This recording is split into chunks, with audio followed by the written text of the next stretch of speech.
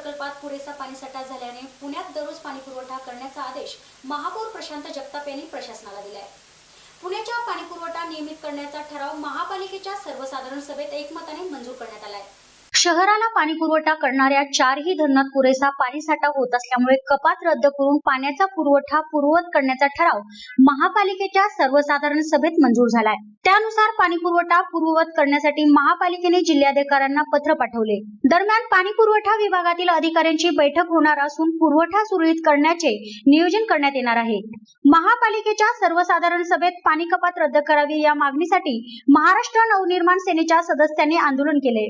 पालकमंत्री गिरीश बापट यांना पुण्याच्या वाट्याचे पाणी पुणेकरांना द्यावे अशी मागणी त्यांनी केली आहे। किती पाणी सोडतोय आणि काय होतंय, पुणेकरांची चेष्टा केलेली आहे। पुणेकरांना दररोज पाणी मिळालं असतं, हे पाणी त्यांनी सांगितलं लवाद कायदा सोडलं पाहिजे आम्ही पण म्हणतो ना, परंतु पहिलं पुण्याला दररोज पाणी सोडा आणि एक्सेस पाणी तुम्ही सोडलं पाहिजे। पालकमंत्री स्वतःचा हट्ट स्वतःचा आग्रह करतात, म्हणून पालकमंत्र्यामुळे पुण्याची ही दुरावस्था झालेली आहे, पुणेकरांचा हे हाल झाले।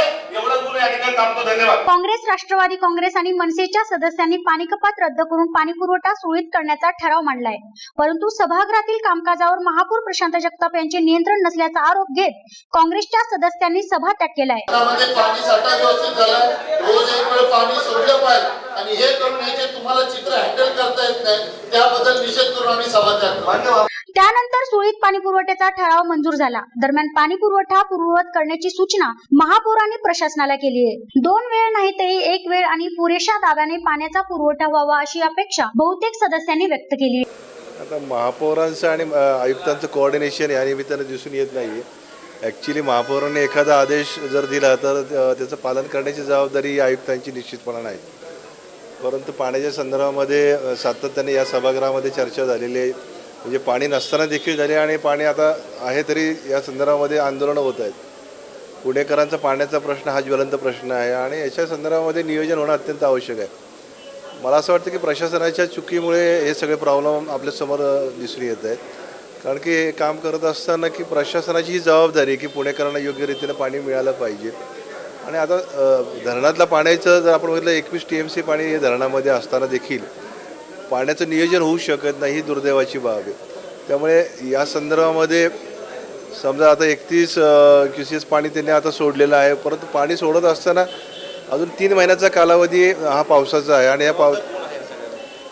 मला या ठिकाणी प्रशासनाला जबाबदार धरावं असं वाटतं की कारण की याचं नियोजन पूर्णपणे त्यांच्या हातामध्येच आहे। लोकप्रतिनिधी फक्त आवाज उठवू शकतात कुठल्याही प्रश्नासंदर्भामध्ये, परंतु नियोजनाचा अभाव या ठिकाणी प्रशासनाला मोठ्या प्रमाणामध्ये दिसून येतो। शहरातील नागरिकांना पुरेसे पाणी मिळालेच पाहिजे ही भाजपची मागणी असून त्याबाबत पालकमंत्र्यांवर आरोप करण्याऐवजी जिल्हाधिकाऱ्यांशी संवाद साधून निर्णय घ्यायला हवाय असे मत गटनेते गणेश बिडकर यांनी व्यक्त केले। राजकारण करतायत। भारतीय जनता पार्टीची स्वच्छ भूमिका होती की पुरेसा पाणी साठा झाल्यानंतर पुणेकरांना रोज पाणी देण्यात यावं, तशी भूमिका पहिली पण होती, ती आजही आहे। पुरेसा पाणीसाठा गेल्या 2च दिवसात पाऊस पडून पुरेसा पाणीसाठा झालाय, त्यामुळे भारतीय जनता पार्टीने ही आग्रही भूमिका घेतली की आता रोज 1 वेळ पुणेकरांना पाणी दिलं पाहिजे। त्या संदर्भात माननीय पालकमंत्र्यांशी आमचं बोलणं झालं आहे। माननीय कलेक्टर साहेबांना आम्ही विनंती करणार आहोत। आजही महापालिकेत आम्ही सभागृहात हीच भूमिका मांडली की पुरेसा पाणीसाठा ज्या वेळेस झाला त्या क्षणापासून आपण पुणेकरांना रोज 1 वेळ पाणी दिलं पाहिजे आणि त्या भूमिकेसाठी भारतीय जनता पार्टी प्रयत्नशील राहणार आहे। मी पालकमंत्र्यांच्या कानावर सभागृहाच्या सगळ्या भावना घालणारे पालकमंत्र्यांशी ते आत्ता अधिवेशन काळ असल्यामुळं रात्री माझ्याशी त्यांचं बोलणं होईल आणि या सगळ्या मुद्द्यांवर माझी त्यांची चर्चा होणार। धरण प्रकल्पात 22 TMC पेक्षा जास्त पाणीसाठा झालाय, त्यामुळे पुणेकरांवर सुरू असलेली पाणी कपात रद्द करण्याबाबत यावी यासाठी जिल्हाधिकाऱ्यांना पत्र पाठवण्यात येणार आहे। श्रेयवादासाठी हा पाणी कपातीचा वाद सुरू आहे असं मत महापौर प्रशांत जगताप यांनी व्यक्त केलंय। या ठिकाणी माझ्या आयुक्तांशी चर्चा झाली। आत्ता माझ्याकडे मिळालेल्या माहितीनुसार 22.25 TMC पाणी साठा आता झालेला आहे आणि साधारणतः उद्या सकाळपर्यंत हा साठा 23 TMCच्या दरम्यान होणार आहे। आमचं महापालिकेचं सूत्र जे आहे की 22 TMCच्या पुढे गेल्यानंतर कधीच आतापर्यंत 1 दिवसाआड किंवा कमी वेळ पाणी किंवा अपुरं पाणी पुणेकरांना देण्यात आलेलं नाही। मी यावेळेस जी काय परिस्थिती उद्भवलेली आत्ता साधारणतः 32,000 क्युसेकच्या प्रवाहाने पाणी आता नदीत सोडण्यात येत आहे। अशा परिस्थितीने पुणेकर जे तहानलेले आहेत त्यांची फार आता या ठिकाणी परीक्षा प्रशासनाने आणि त्या ठिकाणी सरकारने पाहू नये म्हणून मी माझ्या अधिकारात निर्णय दिलेले आहेत की उद्यापासून या पुण्याला आमच्या संबंध पुणे शहराला रोज दैनंदिन पाणी पुरवठा होईल. त्याच्यामध्ये कुठली एक वेळ किंवा 2 वेळ नाही.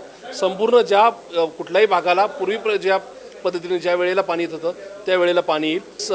काही पक्षांनी चुकीच्या भूमिका घेतल्या होत्या. त्यांनी त्यावेळेस काही गोष्टी राजकारणाकरता वापरल्या होत्या. कदाचित महापौरांनी निर्णय घेतल्यानंतर त्यांच्या स्वाभिमानाला किंवा त्यांच्या ठिकाणी कुठं त्यांना इगो दुखावला गेलेला असल्यामुळे त्यांनी त्यावेळेस त्या निर्णयाला विरोध केला होता. पण आता पुणेकरांच्या मनातला तीव्र संताप लक्षात घेता ती संबंधित पक्षाची मंडळी, वेगवेगळ्या पक्षांची मंडळीसुद्धा आता जागेवर आलेली आहेत आणि त्यांनी आज सभागृहामध्ये एकमुखाने या ठिकाणी रोज पाणी देण्यासाठी आग्रह धरलेला आहे. त्यांची बदलती भूमिका पुणेकर निश्चित लक्षात घेतील. महापौर म्हणून माझा जो अधिकार आहे त्याच्यामुळे मी या ठिकाणी आयुक्तांना इन्स्ट्रक्ट केलेलं आहे की उद्यापासून शहराला दैनंदिन पाणी पुरवठा होईल आणि त्या संदर्भात अधिकाऱ्यांना आता स्वतः आयुक्त पत्र द्यायला तयार झालेले आहेत आणि मान्य जिल्हाधिकाऱ्यांशी मी सुद्धा चर्चा करतोय थोड्या वेळाने.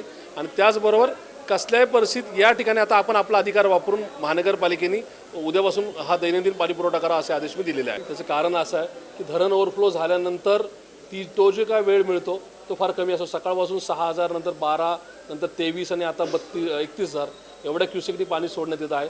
शेवटी ज्यावेळेस फ्लो वाढतोय त्याच्यामुळे ती परिस्थिती उद्भवते. आज रत्नागिरीच्या घटनेनंतर मी प्रशासनाला आदेश दिलेले आहेत की आज संध्याकाळपर्यंत ब्रिटिशांनी बांधलेले किंवा आम्ही नंतर बांधलेले जे पूल आहेत ज्याची कालमर्यादा संपलेली आहे त्या संदर्भातली पूर्ण माहिती आज संध्याकाळपर्यंत मला द्यावी. 10 तारखेच्या GB असे कुठले ब्रिजेस आहेत की जी घटना त्या संदर्भामध्ये कुठली चुकीची अनुचित घटना घडू नये म्हणून त्या ब्रिजेसच्या संदर्भात काय कार्यवाही केली पाहिजे त्या संदर्भातला तक्ता येणाऱ्या जनरल बॉडीला सुद्धा येणार आहे.